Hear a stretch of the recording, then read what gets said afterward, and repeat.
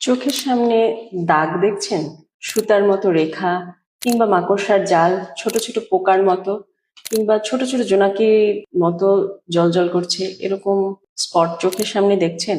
এগুলিকে বলে ফ্লোটার্স। সবসময় ফ্লোটার্স ক্ষতিকর নয়, কিন্তু কেন এই ফ্লোটার্স হয়? বয়সের সাথে সাথে চোখের ভেতরে যে জেলি থাকে সেটার স্বাভাবিক কিছু পরিবর্তনের কারণেই এই ফ্লোটার্স আসে। আর যারা মোবাইল বা স্ক্রিনে অনেক বেশি সময় কাটায় তাদেরও ফ্লোটার্স আসতে পারে। কখন আপনি সতর্ক হবেন?